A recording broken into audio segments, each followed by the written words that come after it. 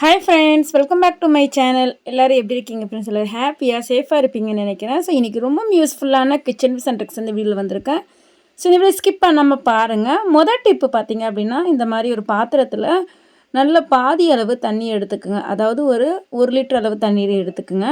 So இப்போ இதில் நம்ம வீட்டில் எலுமிச்சை பழம்லாம் சாறை பிழிஞ்சு தூக்கி போட்டு வச்சுருக்கோம்ல, அந்த தோலை ஃப்ரிட்ஜில் இந்த மாதிரி நல்லா கலெக்ட் பண்ணி வச்சுக்கோங்க. ஸோ இப்போது இதில் நல்லா தண்ணியை நல்லா கொதிக்க வச்சு எடுத்துக்க போகிறேன். வேறு எதுவுமே நான் சேர்க்கல இந்த தண்ணியில். ஜஸ்ட்டு பார்த்திங்க அப்படின்னா நல்லா கொதித்து அந்த எலுமிச்சை பழத்தினுடைய தோலெல்லாம் நல்லா வெந்து வரணும். ஸோ இப்போ ஒரு ஸ்டைனர் வச்சு நல்லா வடிகட்டிக்கிறேன். ஸோ இந்த மாதிரி லைட்டாக நீங்கள் புஷ் பண்ணிங்க அப்படின்னா அதில் இருக்க மீதமுள்ள சாறு எல்லாமே தனியாக நம்மளுக்கு கிடச்சிரும். ஸோ இப்போ இதில் நம்ம பாத்திரம் விளக்கக்கூடிய அந்த சோப்பை போட்டு இது கூடவே பார்த்திங்க அப்படின்னா பேக்கிங் சோடாவும் கொஞ்சம் சேர்த்துக்கலாம். ஸோ இது ரெண்டுமே நல்லா மிக்ஸ் பண்ணணும்.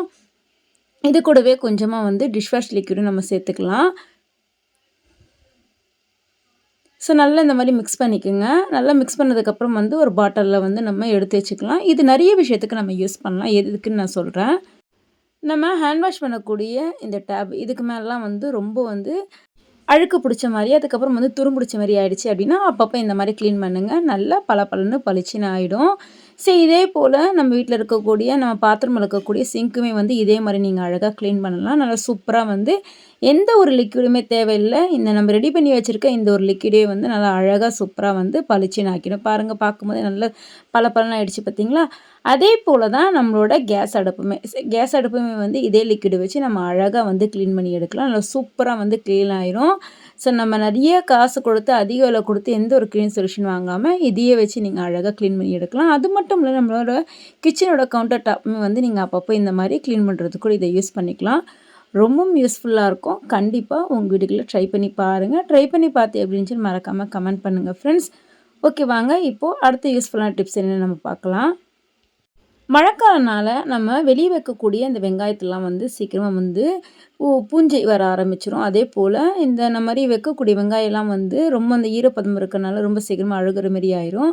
மழை டைமில் இந்த மாதிரி குட்டி குட்டியான டிஷ்யூ பேப்பரோ அப்படி இல்லைனா நியூஸ் பேப்பரோ இந்த மாதிரி கிழிச்சு அந்த வெங்காயத்துக்குள்ளே நீங்கள் வச்சிட்டிங்க அப்படின்னா வெங்காயம் எந்த ஒரு பூசணும் பிடிக்காது.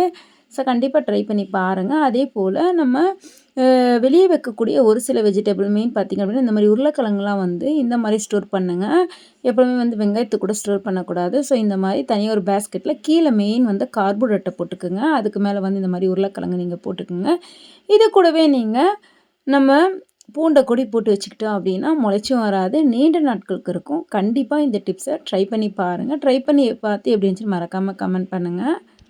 அடுத்து நம்ம வீட்டில் வாங்கக்கூடிய வாழைப்பழம் நீண்ட நாட்களுக்கு வரணும் அப்படின்னா நம்ம வாங்கிட்டு வரக்கூடிய இந்த வாழைப்பழத்தோட இந்த காம்பு பகுதி வரும் பார்த்திங்களா? ஸோ எப்பவுமே வாழைப்பழம் தனியாக பிரித்து வச்சுருங்க. அந்த காம்பு பகுதி மட்டும் காய விடாமல் பார்த்துக்கோங்க. இந்த மாதிரி நல்ல ஈரமான துணியை தண்ணி எல்லாமே நல்லா பிழிஞ்சு எடுத்துடணும். ஸோ அதை இந்த மாதிரி நம்ம வச்சுட்டோம் அப்படின்னா வாழைப்பழம் நீண்ட நாட்களுக்கு இருக்கும். கண்டிப்பாக ட்ரை பண்ணி பாருங்கள். அப்படி இல்லை நீங்கள் வாழைப்பழத்தை கயிறு வச்சு தொங்க கூட விடலாம்.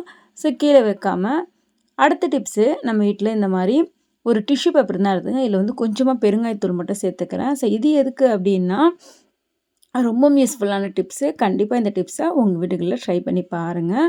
இது கூடவே கொஞ்சமாக நம்ம இந்த மாதிரி மிளகாயோட உள்பகுதியில் இந்த இது இருக்கும்ல விதை, அதையுமே சேர்த்து இந்த மாதிரி நல்லா மடித்து விட்டுக்குங்க. இப்போ இதை நம்ம எதுக்கு யூஸ் பண்ண போகிறோம் அப்படின்னா அரிசியில் வண்டெல்லாம் வராமல் இருக்கிறதுக்கு இந்த மாதிரி நீங்கள் ட்ரை பண்ணலாம். ஸோ இந்த மாதிரி வைக்கும்போது வண்டு பூச்சி எதுவுமே வராது. ட்ரை பண்ணி பாருங்கள். அடுத்து நம்ம வீட்டில் ரொம்ப நாள் யூஸ் பண்ணாமல் இருக்கிற இந்த மாதிரியான கிளாஸில் ஒன்றோடு ஒன்று ஒட்டி இருந்துச்சுன்னா கொஞ்சமாக அந்த 2 கிளாஸுக்கு நடுவில் லைட்டாக தண்ணி ஊற்றிடுங்க. அதுக்கப்புறம் அடுப்பில் நீங்கள் ஒரு 2 செகண்ட் வச்சு எடுத்தால் போதும். லைட்டாக சூடாச்சுன்னா போதும். ஸ்டவ் ஆஃப் பண்ணிடுங்க. அந்த சூட்லேயே நீங்கள் இந்த கிளாஸை தனித்தனியாக பிரித்து எடுத்தீங்க அப்படின்னா பாருங்கள், இந்த சூட்டுக்கு மேலேயே நான் வச்சுட்டேன். ஸோ தனித்தனியாக நீங்கள் பிரித்து எடுத்தீங்கன்னா அழகாக சட்டுன்னு நம்மளுக்கு தனித்தனியாக வந்துடும். இப்போ பாருங்கள், கீழே துணியை வச்சு மேலே லைட்டாக இந்த மாதிரி புஷ் பண்ணுறேன். சூப்பராக தனித்தனியாக வந்துருச்சு பார்த்தீங்களா? ஸோ கண்டிப்பாக ட்ரை பண்ணி பாருங்கள் ஃப்ரெண்ட்ஸ். அடுத்த டிப்ஸு ரொம்ப ரொம்ப யூஸ்ஃபுல்லான டிப்ஸு. நம்ம வீட்டில் உப்பு கரை படிஞ்சிருந்த பக்கெட் ஆகட்டும், ஜெக் ஆகட்டும், ஸோ எந்த ஒரு பொருள் இருந்தாலும் இந்த மாதிரி க்ளீன் பண்ணி பாருங்கள். நல்லா சூப்பராக சட்டுன்னு க்ளீன் ஆகி வந்துடும். ஸோ அதை க்ளீன் பண்ணுறதுக்காக இந்த மாதிரி ஒரு பவுல் எடுத்துருக்கேன். ஃபஸ்ட்டு நம்ம சொல்யூஷன் ரெடி பண்ணிடலாம். ஸோ இதில் பேக்கிங் சோடா தான் சேர்த்துருக்கேன். 1 டேபிள் ஸ்பூன் அளவு பேக்கிங் சோடா சேர்த்துருக்கேன். இது கூடவே நம்ம டெட்டாயிலுமே கொஞ்சம் சேர்க்க போகிறோம். ஸோ இந்த மாதிரி பேக்கிங் சோடோட டெட்டாயில் சேர்க்கும் போது நல்லா பவர்ஃபுல்லாக இருக்கும் அது க்ளீன் ஆகி வரத்துக்காக. இப்போ இந்த 2 பொருள வச்சு ரொம்ப அதிக விடாபிடியான இந்த உப்பு கரைய வந்து நம்ம கிளீன் பண்ண போறோம். இதுக்குன்னு வந்து அழுத்தம் குடுத்து தேய்க்கக்கூடியது அவசியம் கிடையாது. அதேமாரி நம்ம மெயின் வந்து கழுகக்கூடிய அந்த பக்கெட் வந்து ஈரப்பதம் இல்லாம இருக்கணும். ஸோ நம்ம இந்த சொல்யூஷன் வச்சு கிளீன் பண்ணோம்னா, அந்த ஈரப்பதமே இருந்தா போதும். இங்க பாருங்க, இந்த மாரி நல்ல ஸ்டீல் ஸ்க்ரப்பர் வச்சு லைட்டா தேய்ச்சு குடுங்க. இப்போ தேய்க்கும்போதே உங்களுக்கு தெரியுதுங்களா? ஸோ நான் இது கிளீன் பண்ணதுக்கப்புறம் உங்களுக்கு காட்டுறேன் இப்போ இந்த பக்கெட்ட.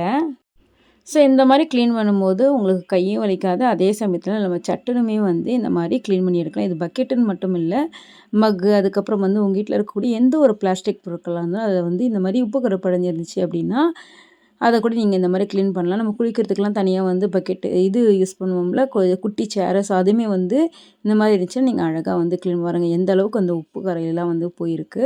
ஸோ கண்டிப்பா உங்க வீட்டுக்குள்ள ட்ரை பண்ணி பாருங்க. அவ்வளோதான் சூப்பரா வந்து பளபளன்னு புது பக்கெட் போல நல்லா புதுசா மாறிடுச்சு.